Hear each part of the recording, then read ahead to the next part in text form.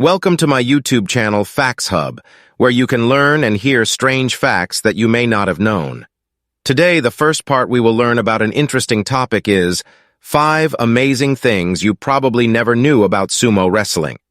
Sumo wrestling, often misconceived as simply big men colliding, holds a fascinating world of intricate traditions and cultural significance. While its humorous appearance may deceive casual observers, this ancient Japanese sport demands immense dedication and skill. What is sumo wrestling? Sumo wrestling stands as a time-honored Japanese sport deeply rooted in history. With over 1,000 years of heritage, it proudly holds the status of the country's national sport.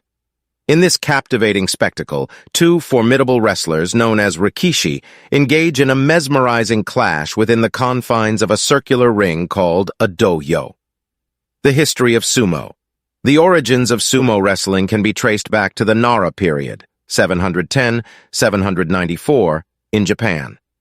During this era, sumo wrestling initially served as entertainment for the imperial court, captivating spectators with its mesmerizing display. Wrestlers adorned themselves with elaborate costumes and masks, creating an enchanting atmosphere. However, as time progressed, sumo transformed into a serious and highly competitive sport, commanding rigorous training and discipline from its participants. Here are 5 interesting things that you may not have heard about sumo wrestling. 1. Sumo wrestlers are classified by weight class. Unlike in boxing, where opponents are classified according to weight categories, with heavier individuals facing off against others of similar weight, sumo wrestling takes a different approach. This sport does not concern itself with weight, but instead focuses on performance to determine rankings. It is not uncommon for a 100 kg sumo wrestler to compete against a 200 kg counterpart.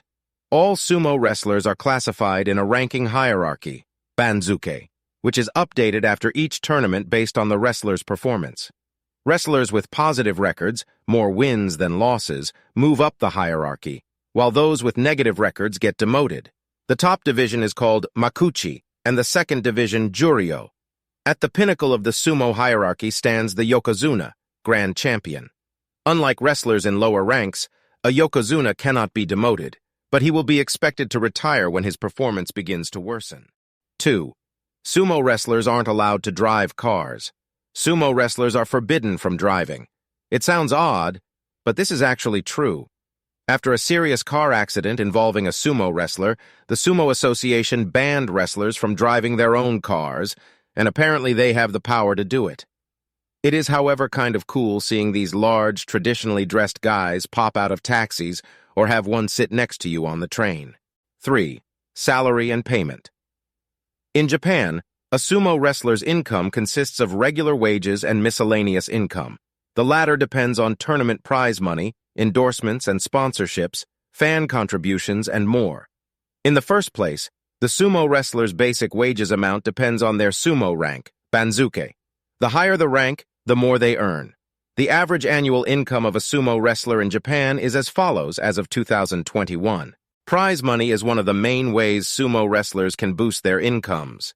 Grand prize winnings can go up to 100 million yen, more than $700,000. 4. Minimum height requirements. Some sumo organizations have minimum height requirements for their competitors. In 1994, the Japanese Sumo Association required that all sumo wrestlers be a minimum 1.73 m, 5'8", in height. This prompted 16-year-old Takeji Harada of Japan, who had failed 6 previous eligibility tests, to have cosmetic surgery to add an extra 15 centimeters, 6 inches of silicone to his scalp, which created a large protruding bulge on his head. In response to this, the Japanese Sumo Association stated that they would no longer accept aspiring wrestlers who surgically enhanced their height, citing health concerns. 5. Sumo wrestlers' diet and lifespan. Every day, a sumo wrestler eats 2 meals and practices.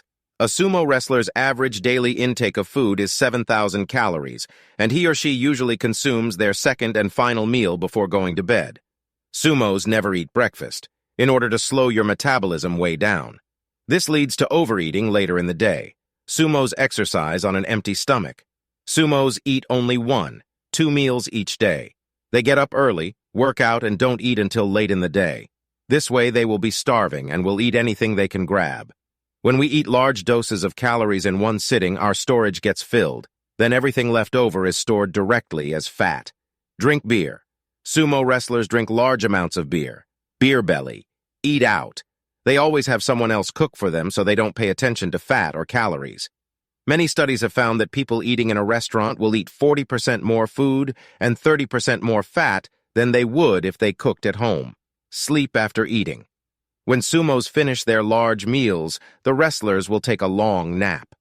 Going to sleep on a full stomach forces the body to store most of the calories as fat because it doesn't have the ability to metabolize large amounts of food while sleeping.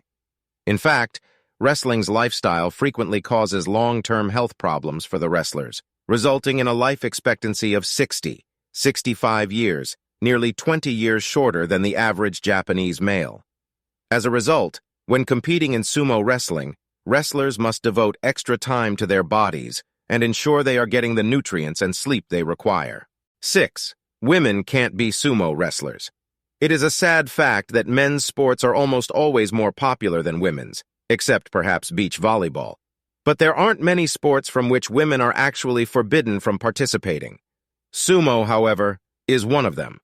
The Sumo Association doesn't even allow women to enter the sumo ring, as it is considered a violation of the purity of the ring.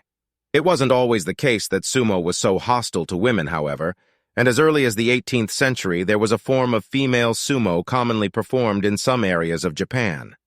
Most of the time, this was just a form of entertainment, but in some areas of Japan, female sumo wrestlers did have a serious role in Shinto rituals. Today, it is prohibited from taking place in anything but an amateur setting.